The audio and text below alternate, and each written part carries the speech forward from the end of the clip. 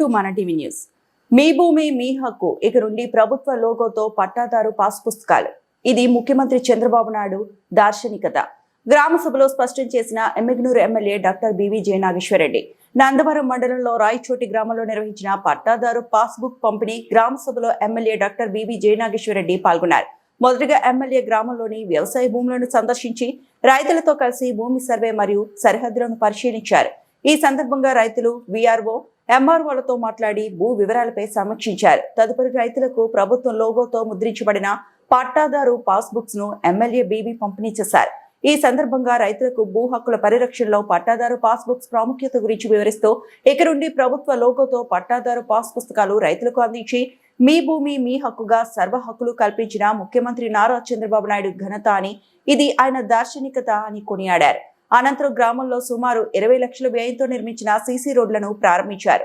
గ్రామంలోని పలు ప్రాంతాలను సందర్శించి కొత్త డ్రైనేజీ వ్యవస్థలు, రోడ్ల నిర్మాణంపై అధికారులకు సూచనలు చేశారు. తర్వాత గ్రామ కమిటీ సభ్యులు, స్థానిక నాయకులు మరియు కార్యకర్తలతో సమావేశం నిర్వహించి పార్టీ కార్యక్రమాలు మరియు ప్రభుత్వ సంక్షేమ పథకాల అమలుపై చర్చించారు. ఈ కార్యక్రమంలో ఏఎంసీ చైర్మన్, మండల కమిటీ సభ్యులు, ఎంఆర్ఓ, ఈఓఆర్డి, రెవెన్యూ మరియు సచివాలయ సిబ్బంది, టీడీపీ నాయకులు, కార్యకర్తలు పాల్గొన్నారు. ఒక 10-15 మంది రైతులు ఒకే సర్వే నెంబర్లో ఉండేటోళ్ళు. ఇప్పుడు ప్రతి సర్వే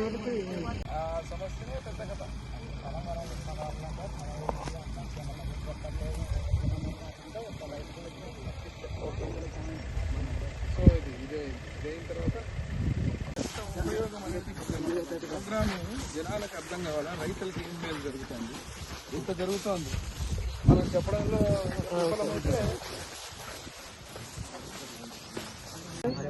చూసుకున్నావా? నీ లెక్క అంతా కరెక్ట్ ఉందా?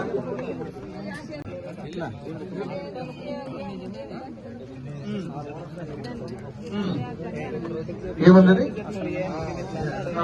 చెప్పు, కుమారు గారు చెప్పు.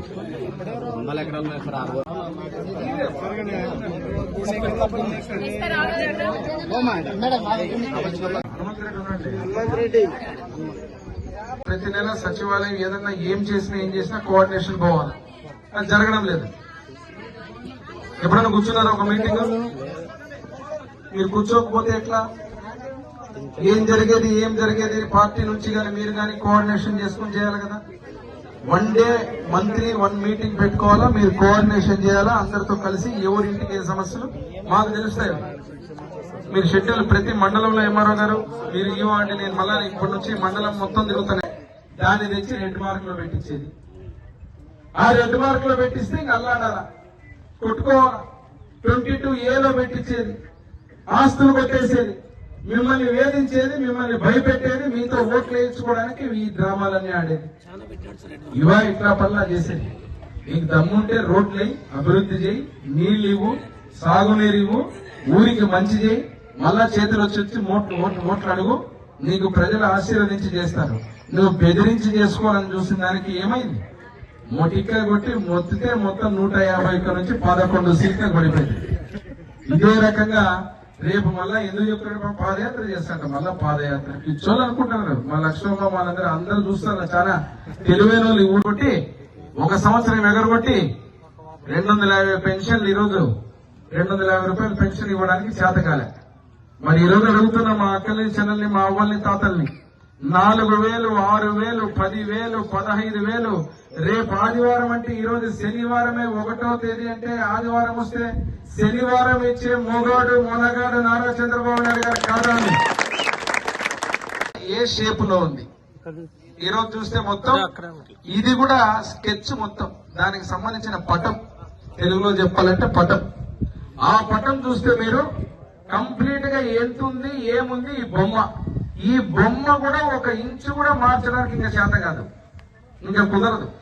ఒక్కసారి ఈ డిజిటల్ గా ఎక్కిన తర్వాత దీన్ని మార్చడం అనేది జరిగే పనే కాదు. ఇంకా మీ సమక్షంలోనే, మీ సందర్భంగా ఈరోజు జరిగినటువంటి రీసర్వే ద్వారా ఈ కూటమి ప్రభుత్వం వచ్చిన తర్వాత ఇంత పకడ్బందీగా ఏమాత్రం మీ ఆస్తులకు ఇబ్బంది కలగకుండా ఈరోజు పాస్బుక్లు ఇవ్వడం జరిగింది. దాదాపు చాలా సంతోషం. ప్రతి బిడ్డకు తల్లికి వందనం ఇస్తామంటే అమ్మఒడి ఇస్తామని చెప్పి ఇంకొక బిడ్డకు గుండు కొట్టే. అప్పుడు తల్లికి వందనం ఇస్తామంటే ఏమన్నా అబద్ధాలు చెప్తాడు మోహన్ రెడ్డి కొడుకు, చంద్రబాబు నాయుడు అబద్ధాలు చెప్తాడు, అది చెప్తారు ఇది చెప్తానండి. మళ్ళీ అడుగుతున్న రాయచోటి నడిపొట్టిన గడ్డ మీద నిలబడి తల్లికి వందనం ఎంతమంది బిడ్డలుంటే అంతమంది బిడ్డలకు 67 లక్షల మంది తల్లుల ఖాతాలో డబ్బులు వేసిన మగాడు నారా లోకేష్ బాబు గారు కాదా అని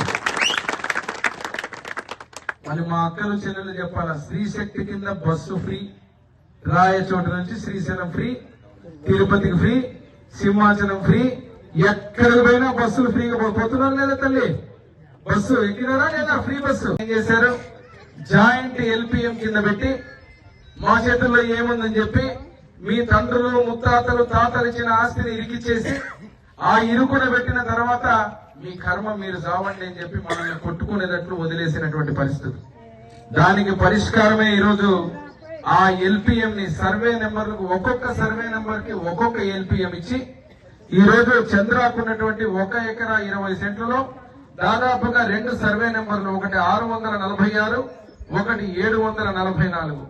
దాంట్లో 59 సెంట్లు, మొదటి దాంట్లో 61 సెంట్లు, రెండు కలిపి 1 ఎకరా 20 సెంట్లు. అంటే ఎల్పిఎం ని ల్యాండ్ పార్సల్ ని విడగొట్టి 2 రకాలుగా చేసి సులభంగా ఆయనకి ఇబ్బంది కలగకుండా ఆయన భూమిని ఎకరా 20 సెంట్లు అధికారాన్ని ఉపయోగించి మీ భూముల్ని దోపిడీ చేయడానికి ముఖ్యమంత్రి అంటే ఈ రోజు ప్రతి ఒక్కరికి ఈ రోజు దేవుడు లాగా మనం ఎన్నుకున్నాం. ఆయన ఈ రోజు చంద్రబాబు నాయుడు గారు మనకు మేలు చేసేటువంటి ఇంత గొప్ప కార్యక్రమాలు, రైతుకు నష్టం జరగకుండా రైతుకు మేలు చేసి ఇంత గొప్ప కార్యక్రమాలు చేసినందుకు మనందరం కూడా మనసులో ఆయన గుండెల్లో పెట్టుకోవాలా ఖచ్చితంగా. ఎందుకంటే అత్యంత కీలకం. నేను ఈ రోజుకు కూడా ఎప్పుడైనా ప్రజా దర్బార్ నిర్వహిస్తే అత్యధికంగా వచ్చే సమస్యలు ఏమంటే పొలం పంచాయతీ, పొలం గట్ట దగ్గర ఉండే సమస్యలే, రెవెన్యూ సమస్యలే.